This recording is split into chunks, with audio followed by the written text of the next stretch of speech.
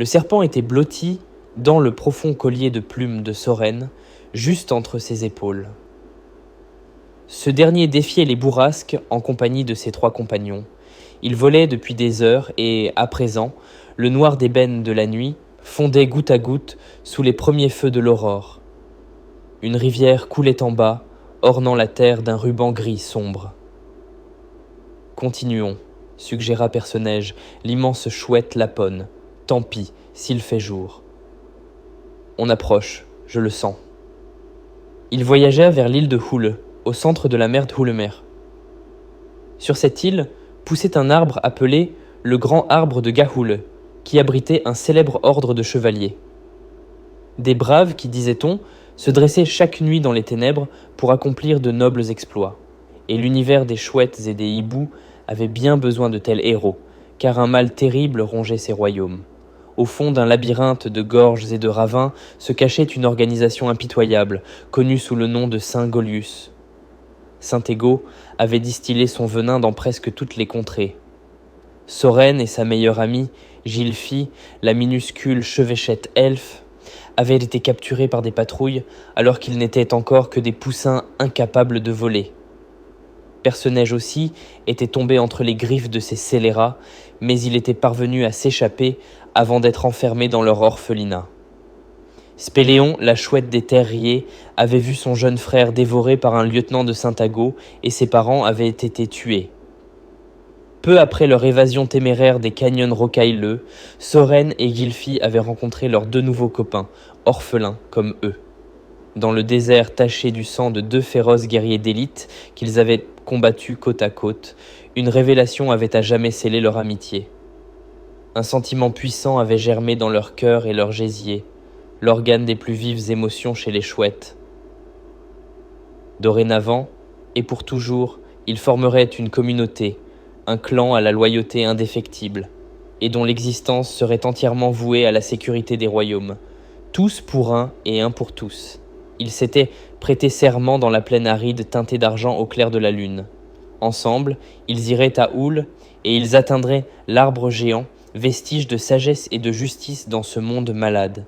Ils sonneraient l'alarme et préviendraient les gardiens de la nuit des périls qui couvaient. Avec un peu de chance, peut-être deviendraient-ils membres de cet ordre ancestral de chevaliers aux ailes silencieuses. Ils espéraient n'être plus très loin, même si l'affluent qu'ils suivaient ne s'était pas encore jeté dans le fleuve Houle, celui qui les conduirait à destination. Perce-Neige semblait sûr de son itinéraire, et la simple perspective de rejoindre l'île légendaire les encourageait à forcer l'allure, malgré les rafales aveuglantes qui les assaillaient. Soren sentit Madame Pithiviers remuer dans son cou. Autrefois, Madame P servait comme domestique dans le creux du sapin où vivaient ses parents. Elle appartenait à une espèce de serpent dépourvu d'yeux. À la place, elle avait 2 petits renfoncements. Ces reptiles habillés d'écailles roses étaient employés par de nombreuses familles de chouettes pour nettoyer les nids et s'assurer que les asticots et autres parasites se tenaient à distance. À Saint-Ago, Soren avait bien cru ne jamais la revoir. Quelle n'avait pas été sa surprise quand, quelques jours après son évasion, il l'avait retrouvée. Elle avait alors confirmé ce qu'il soupçonnait depuis longtemps. C'était son frère aîné, Clude, qui l'avait éjecté du nid, profitant de l'absence de leurs parents, partis chasser.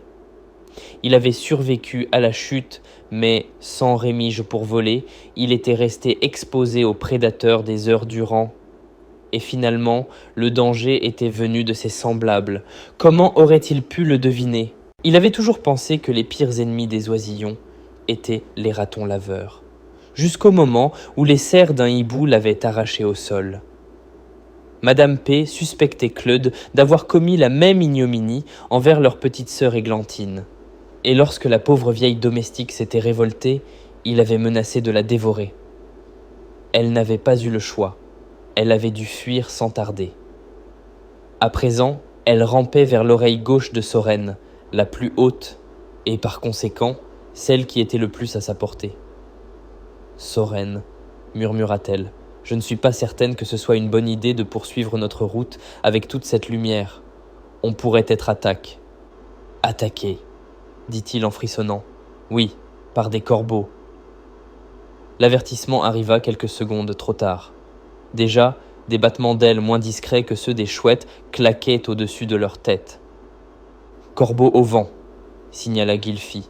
Soudain le ciel rose pâle se couvrit de noir, et Perce-Neige poussa un cri perçant.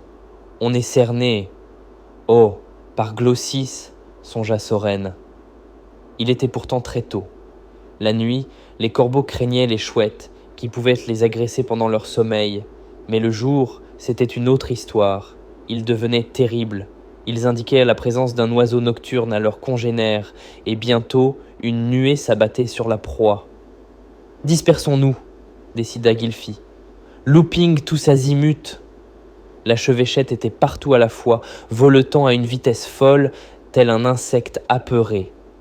Elle enchaînait les vrilles et les plongeons en spirale, puis remontait sous le ventre de ses assaillants pour les frapper juste sous les ailes.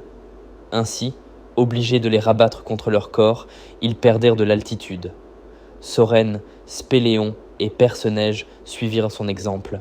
« J'en sens un qui attaque par derrière !» siffla Madame P. « Il est près de ta queue, côté au vent. » Elle recula avec prudence sur le dos de Soren. Il dut ajuster sa position, car le moindre mouvement de sa passagère, toute légère qu'elle était, suffisait à perturber son équilibre. Ensuite, il décrocha pour descendre en piqué. Guidée par la laine fétide du corbeau, Madame P continua de se glisser vers ses rectrices, plus rigides et épaisses que ses autres plumes. Proche de l'asphyxie, elle leva la tête en direction de l'odeur pestilentielle et se mit à fulminer. Maudit parasite, canaille, rebut du par-delà et de la terre, cornouillet que corneille, par-delà était le terme qu'utilisèrent les serpents aveugles pour désigner le ciel. Il était si loin, hors d'atteinte, rien n'était plus inaccessible pour ces reptiles. Mais Madame P avait gardé l'insulte suprême pour la fin. Vous n'êtes que des mous du croupion.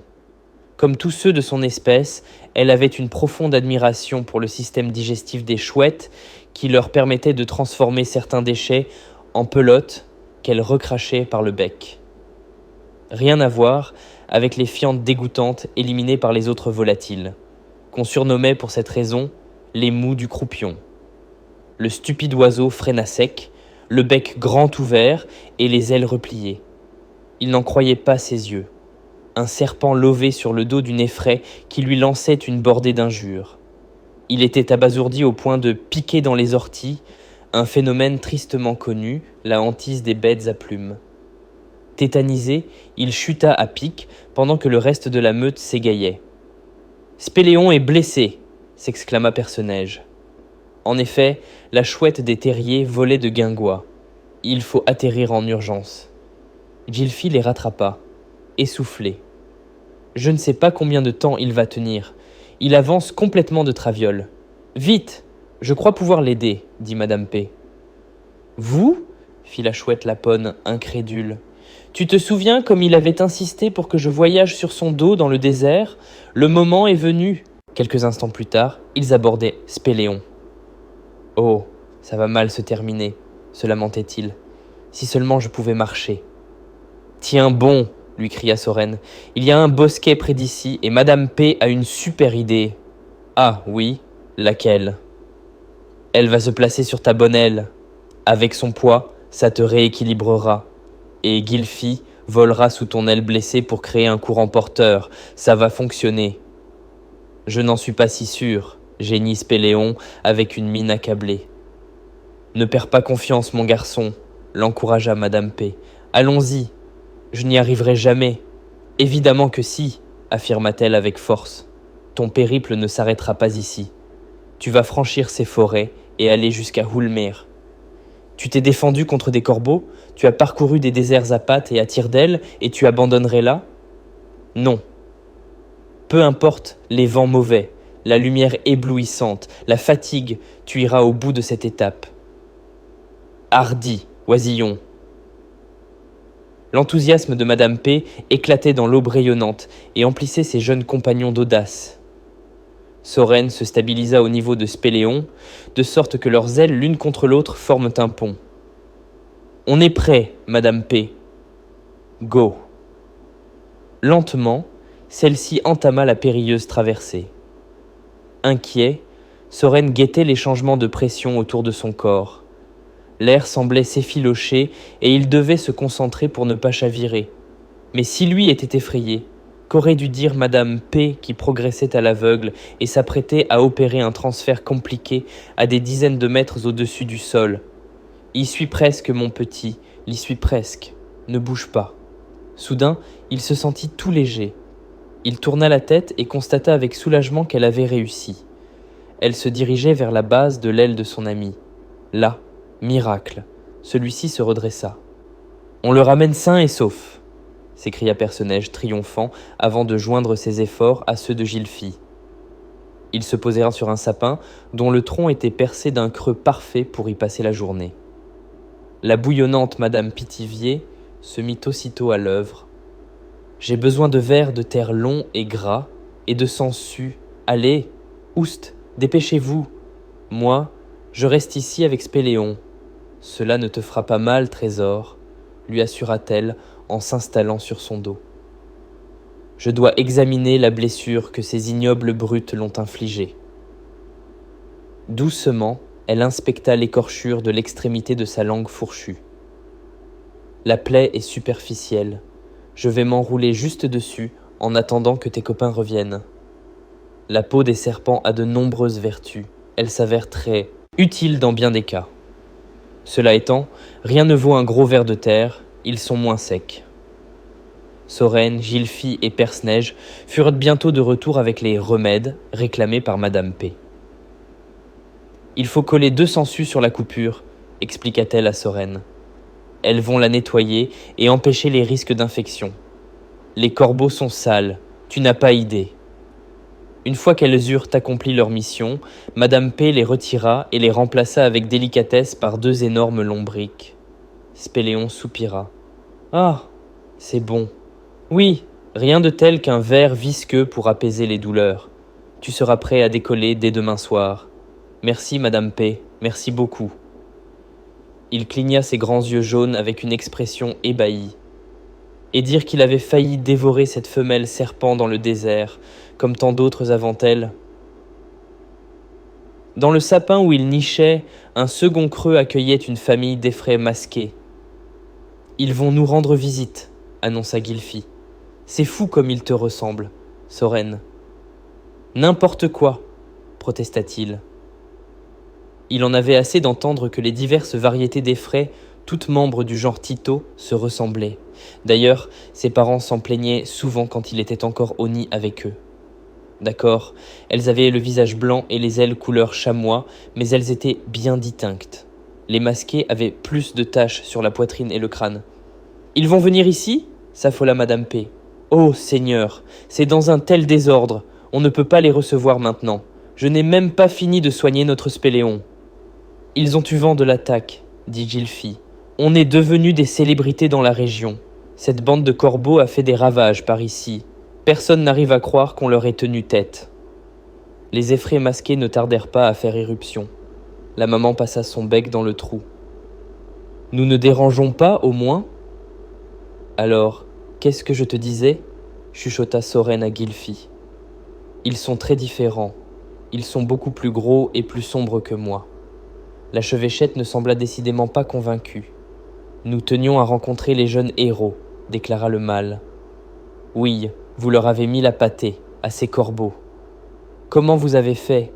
pépia un oisillon qui commençait à peine à perdre son premier duvet. « Oh, ce n'était pas si difficile, » confia hypocritement Perce-Neige, les yeux baissés. « Pas si difficile, » s'exclama Madame P. « J'en suis plutôt fière en ce qui me concerne. »« Vous !»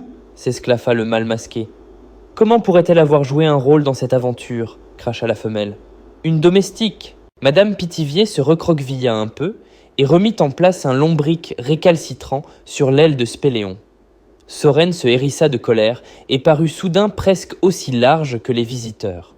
« Au contraire, figurez-vous que sans elle, un ennemi me serait tombé dessus par derrière et le pauvre Spéléon ne serait pas rentré avec nous. » Le couple cligna des paupières.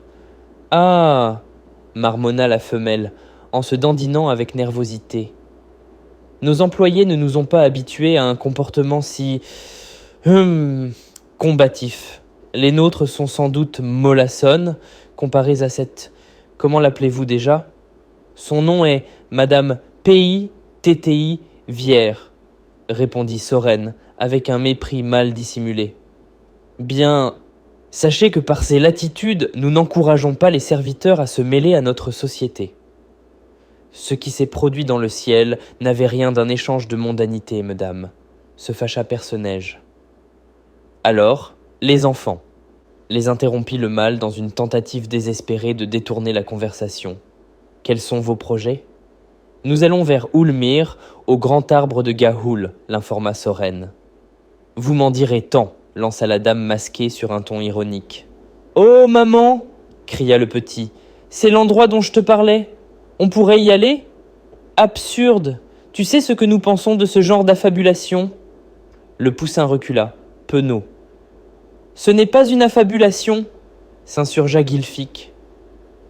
Voyons, vous n'êtes pas sérieux, fit le papa. Il ne s'agit que d'une légende. Vous gaspillez votre temps, lâcha sa compagne, que Sorène détestait de plus en plus au fil des secondes. À quoi bon se monter la tête? Vous n'avez aucune preuve de l'existence de cet arbre. À en juger par votre apparence, il est évident que vous êtes soit des fugueurs, soit des orphelins. Sinon, pourquoi seriez-vous dehors à faire des acrobaties à des heures aussi dangereuses? Vos parents auraient honte de vous. Je suis certaine qu'ils vous ont donné une autre éducation, conclut-elle en regardant Sorène. Ce dernier était sur le point d'éclater de rage. Qu'en savait-elle, cette vieille bique? Comment osait-elle prétendre que ses parents auraient honte de lui? Mais Madame Pithiviers lui coupa l'herbe sous la patte. Elle sortit du recoin où elle s'était réfugiée et fit entendre sa voix flûtée, douce et sifflante. Moi, j'ai honte pour ceux qui ont deux yeux et qui ne savent pas s'en servir. Plaît-il? S'étrangla le monsieur masqué. Ah, de mon temps, les domestiques se taisaient et restaient à leur place, gronda la femelle. C'est incroyable. Et je ne compte pas m'arrêter là. Je vais continuer sur ma lancée, si vous permettez. Elle arrangea ses anneaux en une élégante spirale et pivota la tête vers Sorène. Naturellement, Madame Pithiviers, acquiesça-t-il. Je vous en prie, poursuivez. D'un geste vif, elle braqua le nez droit sur l'horripilante voisine, qui en fut toute tourneboulée. J'ai beau être un serpent aveugle, qui dit que je ne vois pas aussi bien que vous. Il est si commun de percevoir le monde à travers ses pupilles. Moi, je vois avec mon corps, ma peau, ma langue, mes vertèbres. Entre les battements lents de mon cœur, je m'ouvre à la richesse de notre univers. Oh, je connaissais déjà le par-delà avant d'avoir le plaisir de voler entre les ailes de Sorène. Vous me traiteriez d'idiote, madame, si je soutenais mordicus que le ciel n'existe pas, puisque je ne peux ni l'admirer ni l'explorer. Vous auriez raison. Eh bien, moi, j'estime que seule une imbécile peut affirmer que Houle n'existe pas. Ah, ça, par exemple, hoqueta l'autre en se tournant vers son mari. Elle me traite d'imbécile, et Madame Pithiviers ne s'en tint pas là. Le ciel n'existe pas uniquement pour que palpite votre cœur, votre gésier et vos os creux, madame. Non, qu'on le nomme le firmament, le royaume de Houle, le paradis ou Glaumora, cette cité où vous, les chouettes, pensez aller après la mort. Il fascine de nombreuses espèces. Il est le par-delà de toutes les créatures, pour peu qu'elles libèrent leur âme et leur esprit, afin de ressentir les choses au plus profond de leur être. Certains feraient bien d'en prendre de la graine. Sur un hochement de tête distingué, elle s'en retourna dans son coin, tandis qu'un lourd silence envahissait le tronc du sapin. Les quatre jeunes attendirent l'obscurité avant de repartir. « Terminez les escapades en pleine lumière », décréta Madame P. « D'accord ?»« D'accord », répondit le quatuor à l'unisson. Ils longeaient à présent les frontières de la forêt de Tito, le royaume natal de Sorène. Celui-ci était aussi leste et vif que d'habitude, pourtant sa passagère le trouvait d'humeur taciturne. Il ne se mêlait pas au bavardage de ses camarades. Sans doute songeait-il avec tristesse à sa famille disparue, en particulier à sa sœur Églantine qu'il aimait par-dessus tout. Les chances de les revoir étaient infimes, il en était conscient. Il évoquait rarement ses sentiments, mais une fois il avait avoué à Madame P qu'il avait l'impression d'avoir un trou dans le gésier. Ce vide n'était pas vraiment douloureux, et il s'était en partie comblé depuis ses retrouvailles avec sa nounou. Néanmoins, sans nouvelles de ses parents, il ne se refermerait jamais. Dès que l'éclat des étoiles commença à ternir, ils cherchèrent un lieu où atterrir. Gylfi repéra un platane aux feuilles argentées par cette nuit sans June. Son croissant s'était caché depuis peu, et le premier quartier n'apparaîtrait pas avant au moins 2 jours. Oh oui, j'en ai entendu parler, mais il ne s'agit que d'un mythe, d'un lieu légendaire, n'est-ce pas? Difficile à dire, Choupinette. Les 4 amis avaient été chaleureusement accueillis dans le creux spacieux du platane par un couple d'effraies ombrés, beaucoup plus sympathiques que leur cousine masquée. Ce mâle et sa compagne étaient adorables et si ennuyeux. Ils se donnaient des petits noms, Choupinou et Choupinette, et n'avaient jamais un mot plus haut que l'autre. Nos enfants sont tous déjà partis. Les derniers ont quitté le nid il y a 1 an, même s'ils sont toujours dans les parages, expliqua le mâle. Qui sait, peut-être Choupinette aura-t-elle une nouvelle couvée lors de la prochaine pondaison. Sinon, on ne se tracasse pas. Tant que nous serons ensemble, nous ne manquerons de rien. Sur ce, ils entreprirent de se lisser mutuellement le plumage. Ils n'arrêtaient pas, impossible de les décoller. Ils passaient de leur temps le bec fourré dans les plumes de leurs compagnons, sauf quand ils chassaient. Là, ils se transformaient en tueurs exceptionnels, impitoyables. Soren n'avait jamais aussi bien mangé de sa vie. D'ailleurs, Perce-Neige avait recommandé à ses copains de les observer avec attention. Les effraies ombrées figuraient parmi les rares espèces de chouettes capables de traquer des proies dans les branches et pas seulement à terre. Le soir venu, ils dégustèrent 3 écureuils volants. Les voyageurs furent surpris par leur goût très sucré. Pas étonnant qu'avec un tel régime, le couple d'ombrés soit devenu si mielleux. Soren était au bord de l'indigestion. Encore une seconde de mots doux et de propos dégoulinants de tendresse, et il ne répondait plus de lui. Par chance, la conversation dériva sur le grand arbre de Gahoul. Choupinette interrogea son mari. « Que veux-tu dire, Choupinou? Est-ce une légende, oui ou non ?»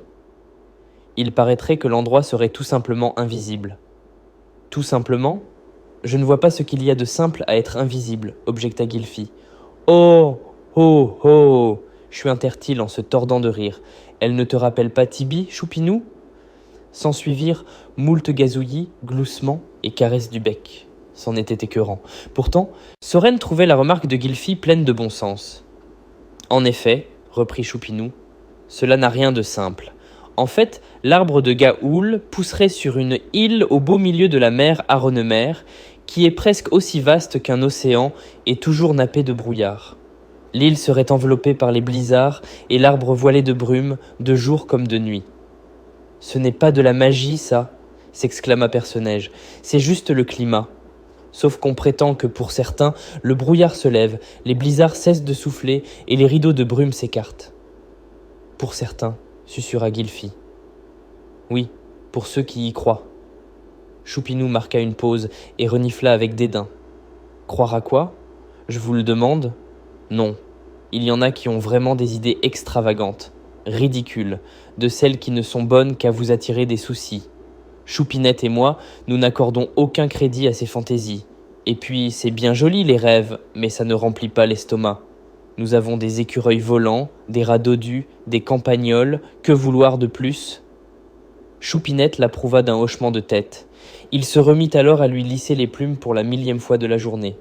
Et pour la 1000e fois, Soren pensa qu'il n'y avait pas de couple plus assommant sur terre. Vers la fin de l'après-midi, tandis qu'ils étaient si confortablement installés dans le creux, Gylfi remua soudain et chuchota. « Tu es réveillé, Soren ?»« Oui, j'ai hâte d'être à Oulmire. »« Moi aussi, mais un truc me chiffonne. »« Quoi ?»« Éclair et Zana, à ton avis, ils s'aiment autant que Choupinou et Choupinette ?» Éclair et Zana étaient 2 pigargues à tête blanche qui leur avaient porté secours dans le désert lorsque Spéléon avait essuyé l'attaque des crapules de Saint-Ago, celle-là même qui avait sauf dévoré son frère flic. Les 2 aigles leur avaient paru très dévoués l'un envers l'autre, et cela bien que Zana ne puisse articuler le moindre son, car sa langue avait été arrachée lors d'une bataille. En voilà une question intéressante, songea Soren. Ses propres parents ne s'étaient jamais autant câlinés que ces deux-là, et ils ne s'appelaient pas par des petits noms. Cependant, ils n'avaient douté à aucun instant de leur amour. « Je ne sais pas. Je ne comprends rien au couple. Tu te vois, toi, avec un compagnon ?» Un long silence précéda la réponse de l'archevêchette. « Non, franchement, je n'y arrive pas. » Ils entendirent Perce-Neige s'agiter dans son sommeil et s'efforcèrent de se rendormir. « Un écureuil de plus et je crois que je vais vomir, » gémit Spéléon entre deux renvois. Il me remonte dans le gosier. Dès le crépuscule, les quatre amis avaient de fait leurs adieux aux effraies ombrées. Ils étaient ensuite partis en quête d'un arbre qui leur offrirait un bon point de vue sur la vallée afin de repérer un ruisseau ou n'importe quel cours d'eau susceptible de se jeter dans le fleuve Houle, leur fil conducteur vers la mer de Houlemire.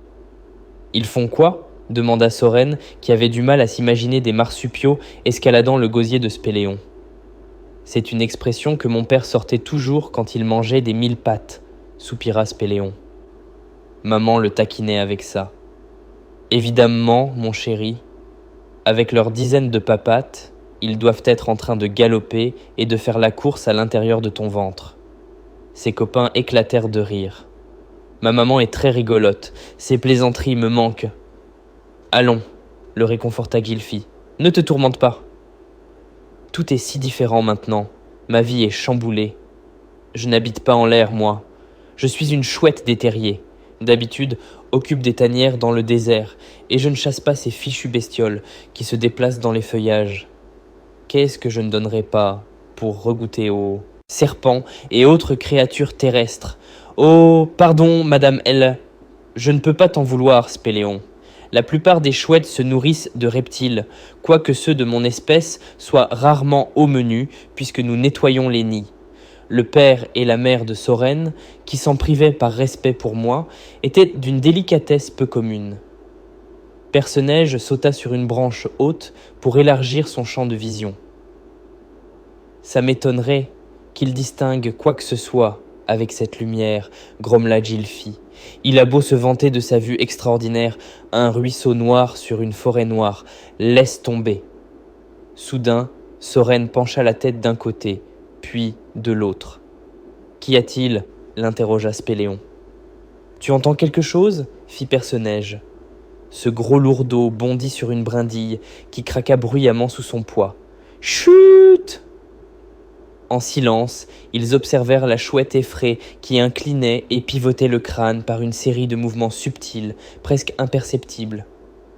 Lit a un ruisseau. Il n'est pas bien épais, mais il prend sa source entre des roseaux et il s'écoule sur des cailloux. Les effraies étaient réputées pour leur ouïe inégalée. Elles pouvaient contracter et dilater les muscles de leurs disques faciaux afin de conduire un son jusqu'à leurs oreilles dissymétriques et ainsi localiser son origine. Les camarades de Sorène en étaient béats d'admiration. « Allons-y, suivez-moi !» Pour une fois, il remplaça Perce-Neige à la pointe de la formation en vol. Tout en naviguant, il continua de bouger la tête pour calculer avec précision la position du cours d'eau.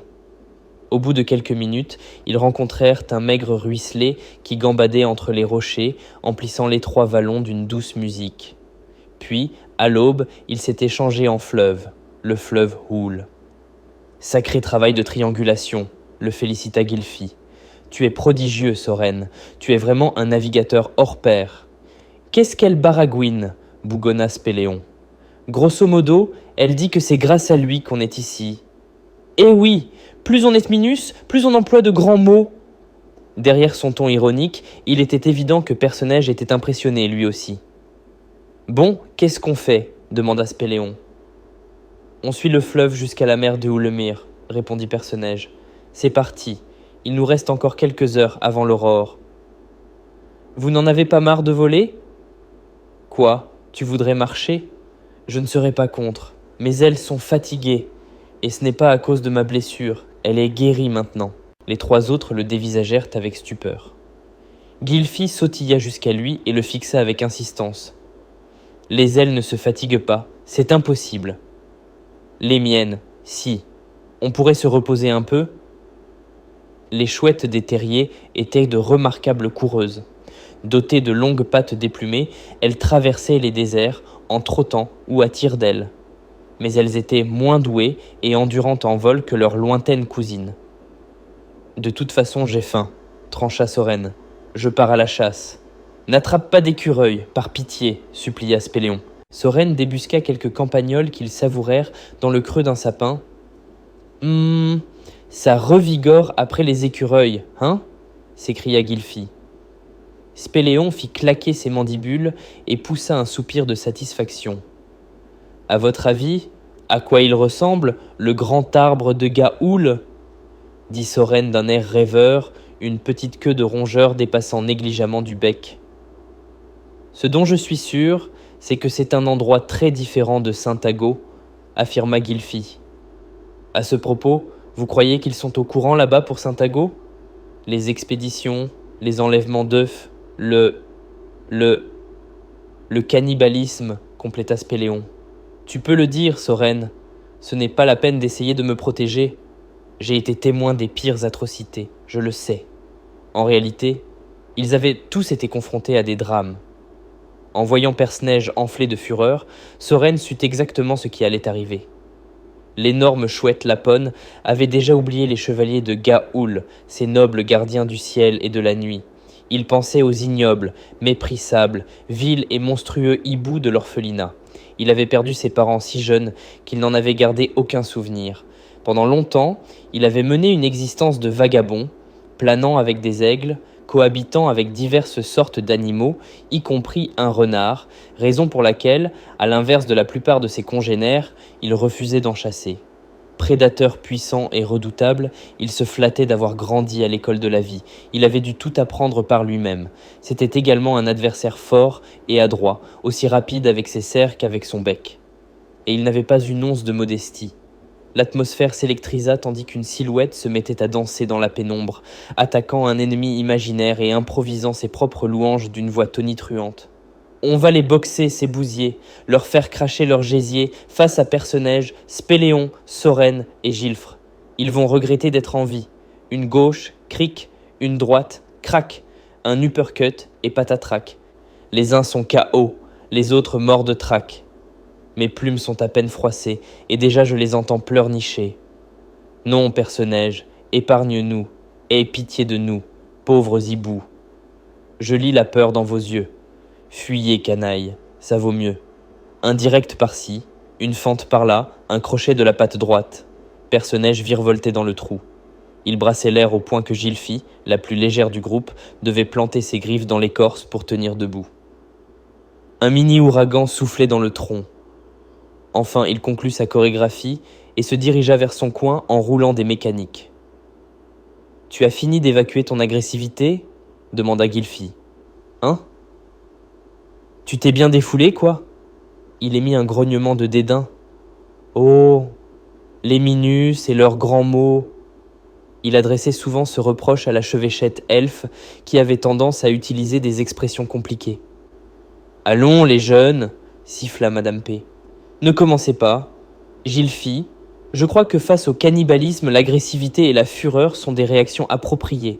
Ces infâmes fripouilles devraient être rayées de la surface du globe. Encore des grands mots, mais cette fois je suis d'accord. Entièrement d'accord, Madame P. ulula Perce-Neige, ravi. Soren restait muet. L'arbre de Gaoul ne quittait pas ses pensées. Comment les nobles chevaliers accueilleraient-ils une chouette comme Perce-Neige, si mal dégrossie, mais si puissante, si effrontée et pourtant si loyale, si hargneuse et cependant si sincère. Ils quittèrent le sapin à la nuit tombée. Des lambeaux de nuages s'effilochèrent dans le ciel. La forêt était si dense qu'ils devaient voler au ras des cimes pour ne pas perdre de vue le fleuve Oul. Celui-ci rétrécissait parfois pour devenir un étroit lacet scintillant. Puis les arbres s'espacèrent et Perce-Neige indiqua qu'il dominait à présent la région des monts Bec. Pendant quelques minutes, le fleuve sembla éclater en une gerbe de ruisselets. Ils craignirent de s'égarer sur la piste de l'un de ses affluents, mais si chacun nourrissait des doutes, il n'était pas question de céder à la panique. Au tréfonds de leur gésier frémissant, ils sentaient que, telle la gale, le doute était une grave maladie contagieuse capable de se propager de chouette en chouette. Il n'aurait en su dire combien de ruisseaux et de rivières ils avaient suivis en vain quand Spéléon s'écria « J'aperçois quelque chose. C'est, blanchâtre, enfin grisâtre, âtre. Sacré nom de glossis, ça signifie quoi? Âtre, rouspéta Perce-Neige. Que ce n'est ni franchement blanc, ni franchement gris, l'informa Gilfi. Ah, je vais jeter un coup d'œil. Maintenez la formation jusqu'à mon retour.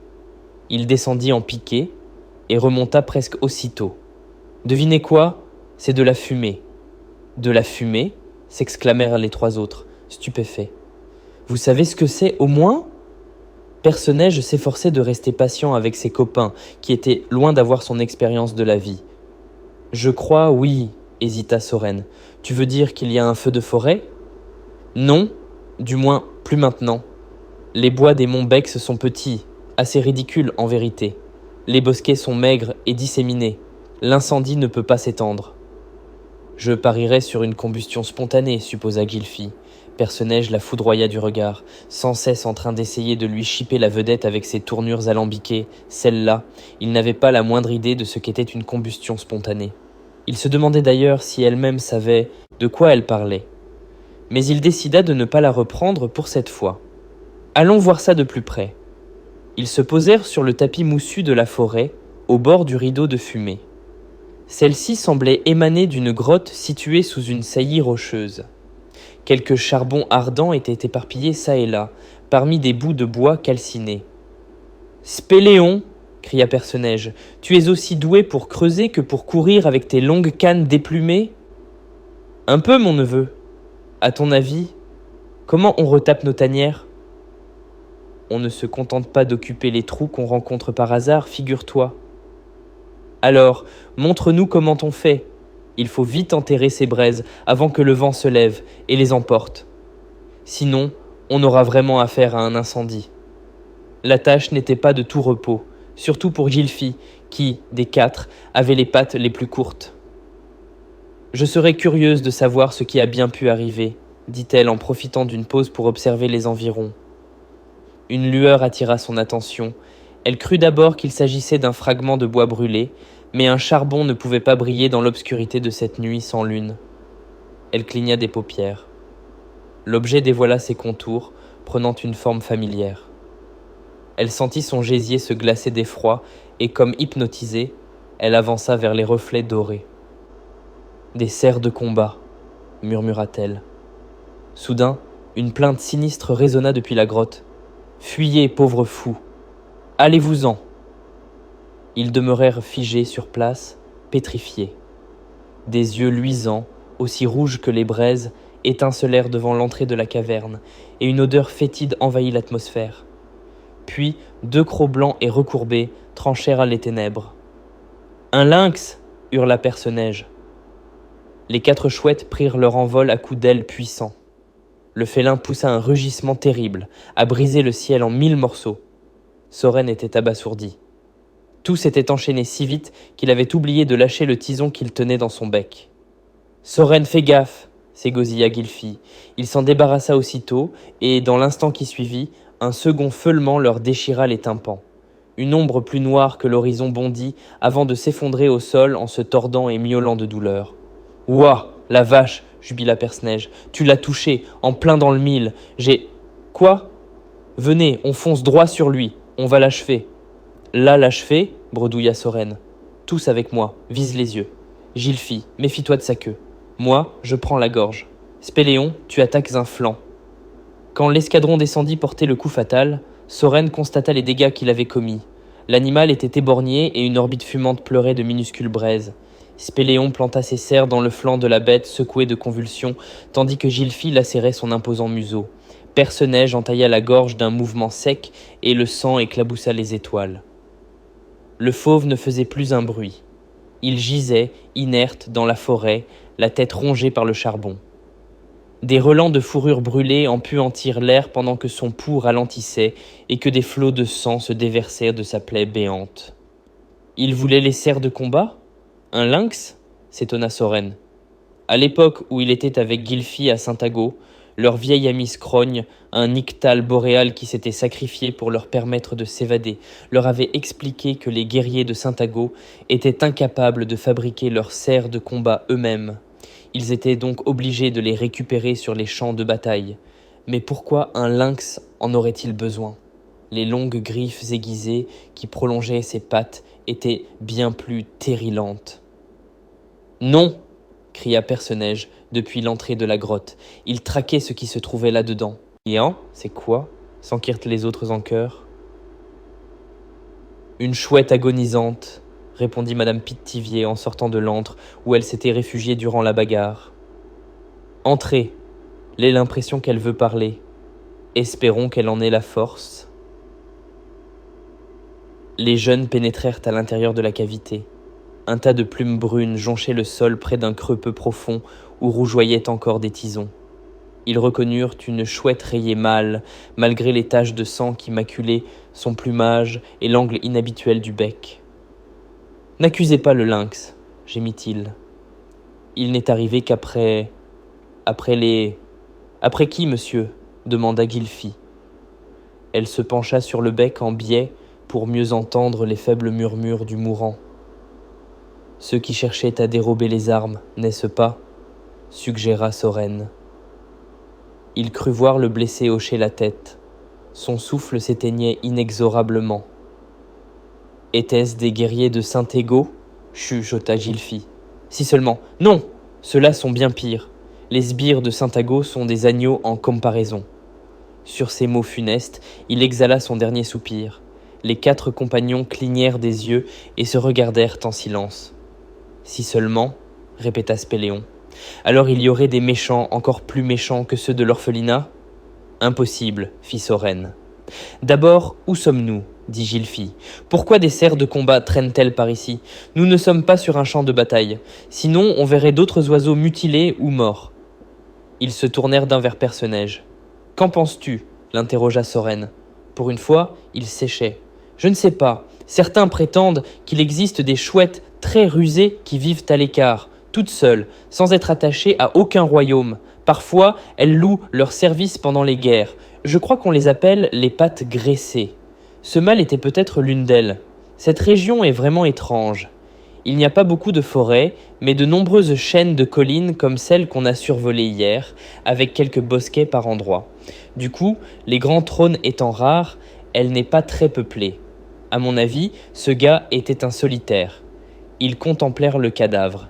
« Que va-t-on faire de lui ?» murmura Soren. « On ne peut pas le laisser ici, à la merci des lynx, d'autant qu'il a tenté de nous prévenir du danger. » Spéléon prit la parole d'une voix chevrotante. « Selon moi, ce n'était pas contre le lynx qu'il nous mettait en garde. Quoi qu'il en soit, on ne peut pas l'abandonner. C'était un mâle valeureux et noble, affirma Soren avec fougue, même s'il ne vivait pas parmi les chevaliers de Gaoul. Tu as raison, approuva Perce-Neige.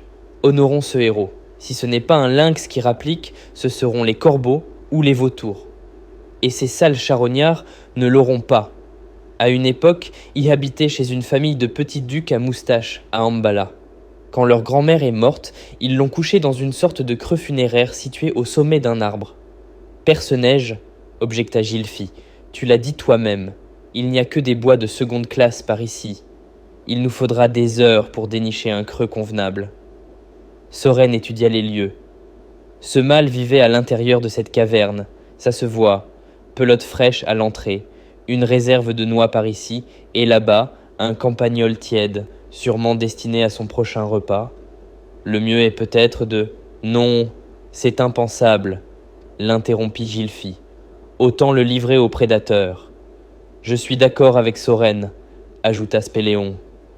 Son âme est encore là. Spéléon n'avait rien d'une chouette ordinaire.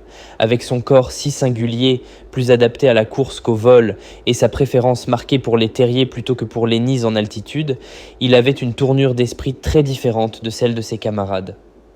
Ainsi, s'il avait un sens pratique plus rudimentaire, ses goûts étaient moins ordinaires. Tandis que les autres s'intéressaient à la chasse, aux corvées quotidiennes, et en somme aux petites joies,